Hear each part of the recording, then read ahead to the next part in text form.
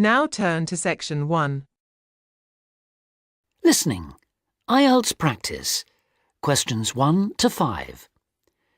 You will hear a telephone conversation about voluntary work. You should answer the questions as you listen because you will not hear the recording a second time.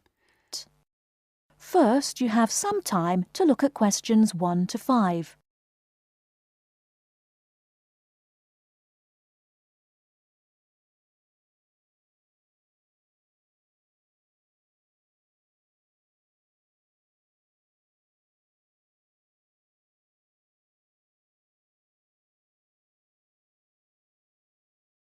Listen carefully and answer questions 1 to 5. Hello, Volunteers Worldwide. How can I help you? Hello. I'm ringing to find out about opportunities for doing volunteer work. Could you give me some information, please? Yes, certainly. But before I do, I need to ask you for a few personal details. That's just because the opportunities open to you are dependent on your age and on what qualifications and skills you have. That's fine. So, if you could just start by telling me your name and age. OK. My name's Ben Opperman, and I'm 22 years old. OK, and what qualifications do you have, Ben? I've got a BA degree in Social Studies. That was from the University of Kent. And I'm a qualified teacher. I've just completed my PGCE, my postgraduate certificate in primary education. And you're interested in doing unpaid voluntary work rather than a full-time job with our organisation? Yes, that's right. I'd like to do voluntary work before I start looking for a more permanent job. How long were you hoping to work for us for? I was thinking of 2 years at most. OK. Well, for people in your age group, we have 2 programmes: Global Youth Contact and Youth for Action on Development. GYC, Global Youth Contact, is a 6-month exchange programme which provides opportunities for young people from different countries to work together in local communities. I see. But that's only a 6-month programme. That's right. But our other programme, Youth for Action on Development, requires people to volunteer for a year at least. On this programme, most of the placements are for 12 or 18 months. That'd be the programme I'd go for. OK. Now, do you have any other skills or special interests that might be useful for the kind of work we do? Well, I've done a lot of conservation work in the area where I live. Good, that's useful to know. And I belong to a wildlife protection group. Right, that could be very helpful. Before you hear the rest of the conversation, you have some time to look at questions 6 to 10.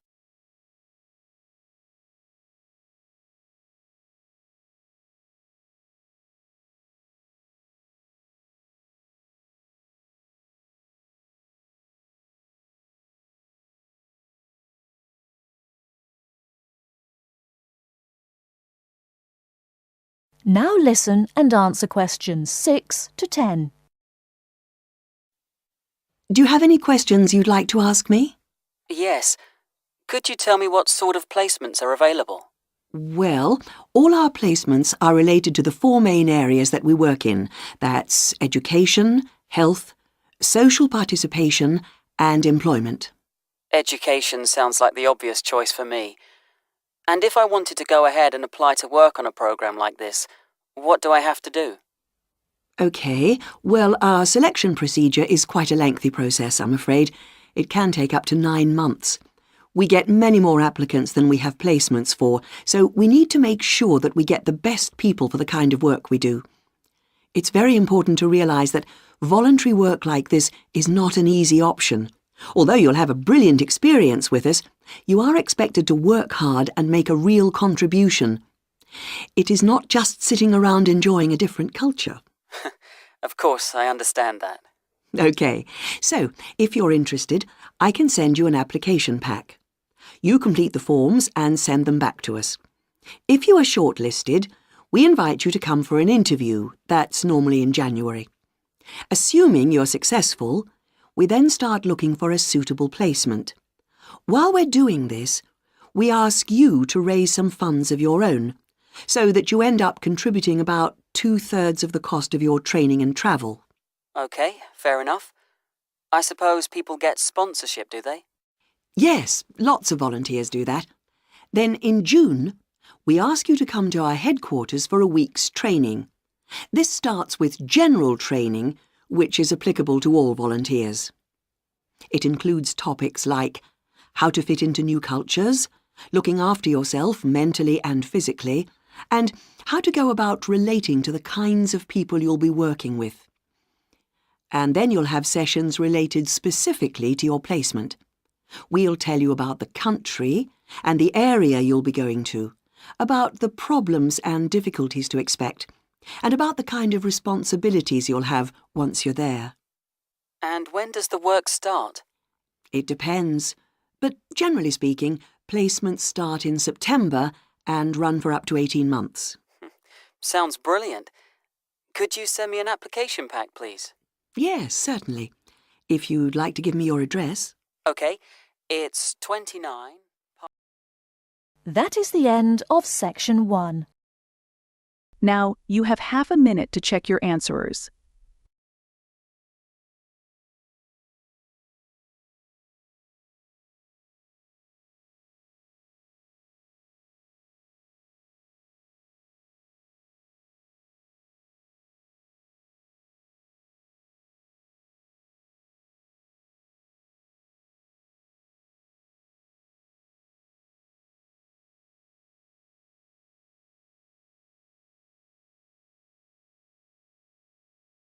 Section 2. Tom and Barbara are talking about markets in London. Barbara has a market list, and she wants to find out more details about them.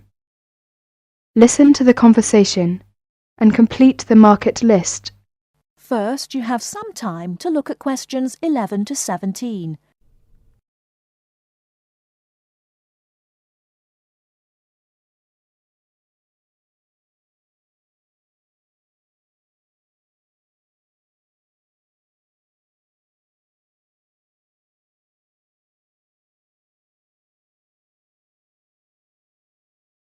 Now, listen carefully and answer questions 11 to 17. Hi Barbara, what will you do this weekend? Well, I'd like to do some shopping, but I have no idea where to go. I've only been here a few days. I was told London is an expensive place to live. Yes, but that's not completely true. London can be an expensive place to live, but if you shop in the right places, you can live relatively cheaply. Is that true? Could you tell me something about the shops? All right. You know, food tends to be cheapest in the big supermarkets, like Sainsbury's and Tesco's. Most of them have quite a good variety of food and household items. You can buy your fruit and vegetables on the street. You will find these street markets in almost every part of London. You can also buy clothes, shoes, and household items in these markets for a real bargain. Have you got a market list provided by the Student Union? Yes, here you are. This might give you some ideas. Let me see. E Street, SE17. This market sells cheap food, clothes and hardware. It's open from 8 AM to 5 PM. Yes, but how can I get there? You can take the Underground. We call it the Tube. You see, there is a tube station on the list. Let me see. Yes, it's Castle Station. Right. You can get off at the castle. Good. Look at Leather Lane, WC1. Yes, that's a good central London market for clothes, food and hardware. It opens at lunchtimes from Monday to Friday. It's near Chancery Lane Station. Well, what about the one in Petticoat Lane? Oh, Petticoat Lane E1. It sells clothes, shoes and household goods. It opens only on Sunday mornings from 9 AM to 12 noon. Yes, we can get off at Aldgate Station. OK, what about the one in Walthamstow? E17. Oh, that's a big market for clothes and food. It's open between 9 AM to 4 PM on Mondays to Saturdays, except Wednesdays and Sundays. Let me see. Yes, We can get there on the Central Line. What about Brixton? That's Brixton SW9. It's an indoor and outdoor market with a lively atmosphere. It sells vegetables from all over the world. It opens 9 a.m. to 6 p.m. Mondays to Sundays and half days on Wednesdays. Oh, it's close to Brixton Station, very near my place. Great! It's very convenient. Tell me more detail about Camden Lock. Yes, there are several markets on Camden High Street and plenty of shops. They sell fashion clothes, jewellery, recorders and pottery. It's good for buying presents. Very close to Chalk Farm and Camden Town Station. I see. It says that it opens on Sundays only from 8 a.m. to 5 p.m. Well, I think these markets might help to keep my costs down. Well, if you need to buy new electrical goods or large household items, you can wait until the January sales, when almost all the shops sell goods at discount prices. Thank you very much for your help. Tom, shall we go to Brixton together this weekend? I'd love to. Oh, I'm afraid I've got to go to a lecture. I will ring you tonight. Bye. Okay, bye. Barbara is phoning Tom about shopping. Before you hear the rest of the talk, you have some time to look at questions 18 to 20.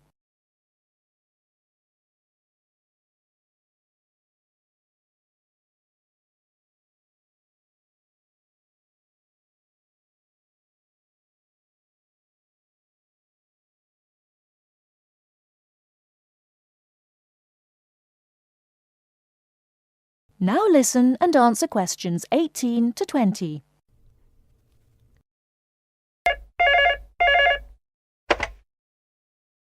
(401 0625). Hello, is that you, Tom? Hi, Barbara. Have you decided where to go tomorrow? Yes, that's right. I want to go to Camden Town to shop. Would you like to go there with me? Yes, I'd love to. That's a good market. Mary's here with me now. She wants to go there too. Shall we meet at Camden Town Station? OK. How are you going there? We will go there by bus. It's only 3 stops from my place. Well, we might walk there if the weather is fine. How will you get there? I think I will have to take the Underground. I'm at Bond Street, and I'll take the Central Line first and get off at Tottenham Court Road. That's it. Take the Central Line and get off at Tottenham Court Road. Then you want the Northern Line to Camden Town. It's only about 4 stops. Make sure you get a northbound train though. You want northbound Camden Town, OK? OK. I think I can find the way. I have an Underground map with me now. What time shall we meet there tomorrow? How about 10:30? Well, I think that's a bit too late. It might be crowded by that time. How about 1 hour earlier? Say 9:30. Fine. That'll be all right. See you tomorrow. Bye. That is the end of section 2. Now, you have half a minute to check your answerers.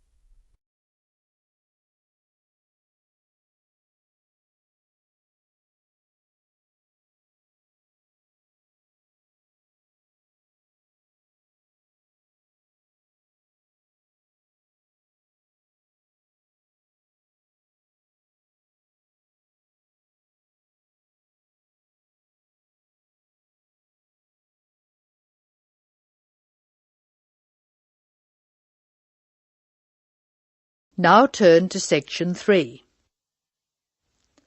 Section 3. You will hear 2 teachers talking about the work experience programme for their students. First, you have some time to look at questions 21 to 25.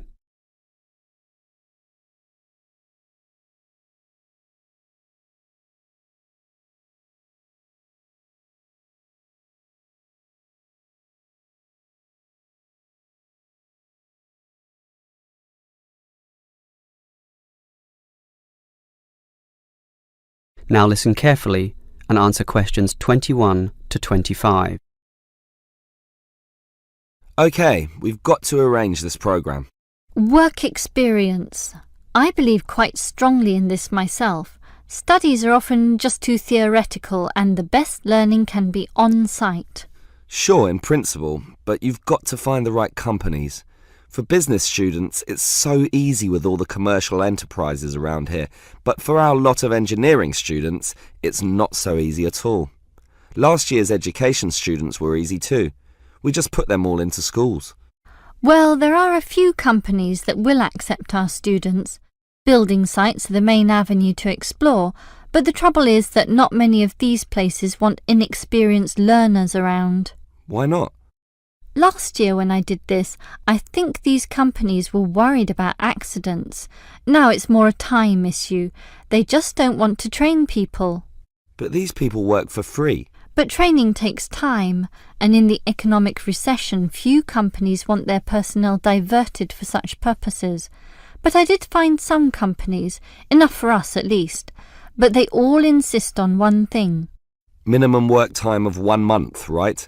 No, that the students are appropriately insured. Remember, these are building sites and there are quite a few hazards there, and we're putting untrained students, not trained students, right amongst them. So these companies want financial coverage in case of accidents. Gee, is that going to be expensive? Yes, I'm afraid so, since we live in quite a litigious society. Consequently, insurance rates are sky high, almost unaffordable. I see. Can our budget meet this? Last year we couldn't pay for the programme.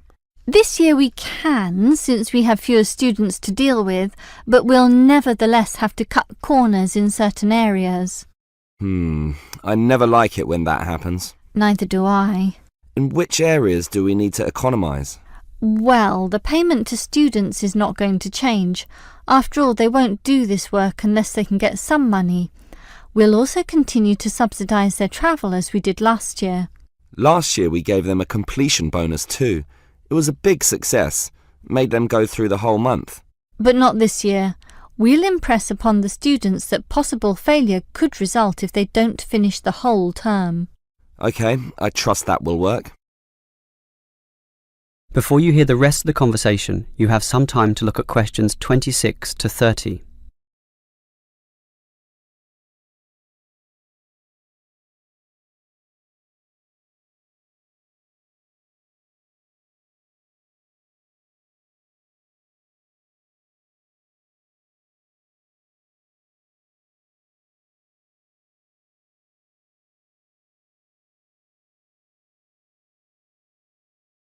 Now listen and answer questions 26 to 30.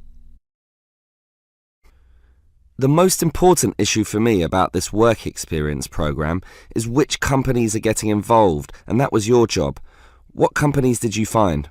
Right, 4 companies are prepared to help out.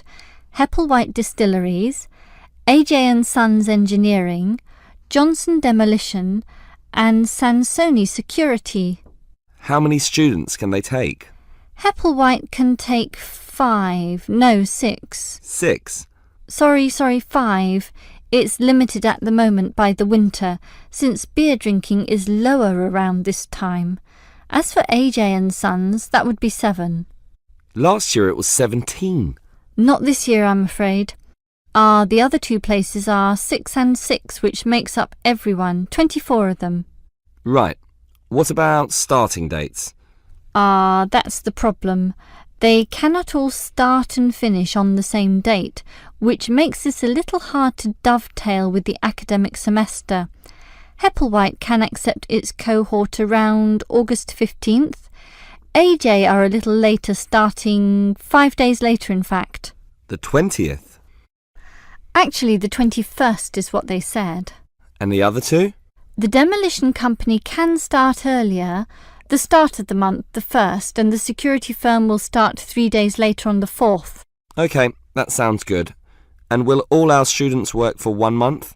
Well, remember, it doesn't have to be a full month, but just long enough to meet syllabus requirements. So, how long is Hepplewhite going to use these students? They said 3 weeks, maybe 4 weeks if we want it. We want it. Tell them the longer option is necessary. Sure. I think they'll accept that. The students will probably buy some of their product, which will make the owners happy. As for the engineering company, it's giving 24 days. That's fine. And the demolition company? They're saying 2 weeks, 14 days. Impossible. The students can't complete their projects in such a short time. You'll have to be stronger. Tell them minimum 18 days. All right. The owner seems reasonable. He'll probably accommodate us if I throw in a few incentives. That leaves the security company, which is offering... Let me guess. 3 weeks, 21 days. Almost 22. Ha! I was close with my guess of 21. Just 1 day off. That is the end of section 3. Now, you have half a minute to check your answers.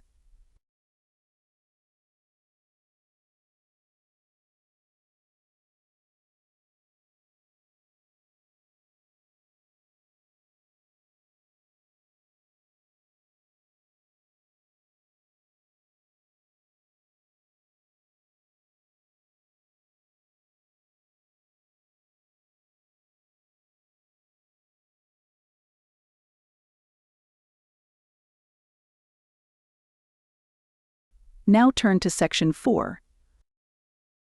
You will hear part of a lecture about philosophy. First, you have some time to look at question 31 to 40.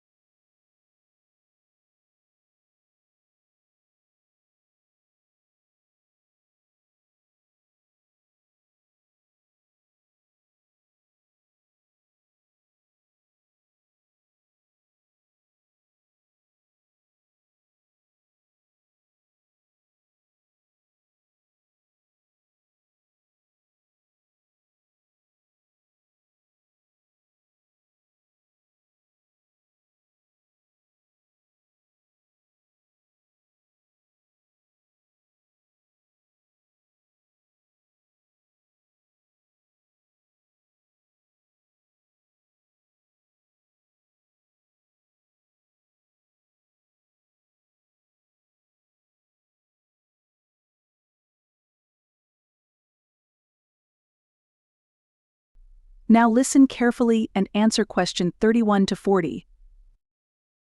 Most of you, I hope, will be familiar with the name Socrates. The ancient Greek philosopher is perhaps one of the most admired people in history. Socrates led a very noble life. He was, I suppose you could say, an optimist who believed in the good of mankind. According to Socrates, human nature leads people to act correctly and in agreement with knowledge. Socrates believed that evil and wrong actions arise out of ignorance and is famously quoted as saying, "No man knowingly does evil." True to his personal beliefs, Socrates devoted his own life to seeking goodness and truth. Born in Athens, where he lived all his life, Socrates always dressed simply and was known for moderation in both eating and drinking.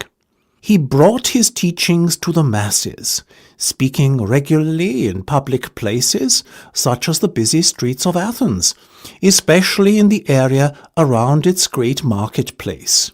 He had little regard for public opinion, and always conducted himself in accordance with his own set of rules. Socrates built up a reasonably large following of Athenians looking to learn from his seemingly endless wisdom. But he also had a good many enemies who mistrusted him on account of his unorthodox views on subjects such as religion. Socrates' enemies were what you would call the wrong type of enemy, being powerful and influential Athenians. Their efforts to have him ruined saw him brought to trial on charges of corrupting the young and disrespecting religious traditions. In the trial, Socrates defended himself, claiming that he had done nothing more sinister than enlighten people with a clearer knowledge of the truth. which is essential for the correct conduct of life. He made some remarks aimed at the ruling establishment, suggesting that those who are elected are not necessarily fit to govern effectively. Socrates himself had long ago become disenchanted with the materialistic ways of the upper class. Unfortunately, his views were seen as an attack on democracy and the electoral process, so the jury found Socrates guilty as charged and sentenced him to death. It is thought that many members of the jury resented his unbending pride, and that this may explain the harshness of the punishment handed down to him. Despite being given several opportunities to escape prison, Socrates resisted, and carried out his sentence calmly by drinking a cup of hemlock poison. During his life, Socrates introduced the idea that there are a set of universal standards by which people should be judged. His method, known as the Socratic method, involved discussion between two or more people around some key term. In theory, those party to the discussion should all define the term in the same manner. However, his studies found that this was seldom the case. Socrates encouraged his followers to engage in such discussions with the goal of trying to proceed from less adequate definitions to more accurate definitions over time, the ultimate goal being a true and universal definition that could not be contradicted by anyone. This method tended to expose the ignorance of the Athenians of his day. It showed that many things that they assumed true were in fact false. Socrates also used irony to expose people's ignorance of key concepts.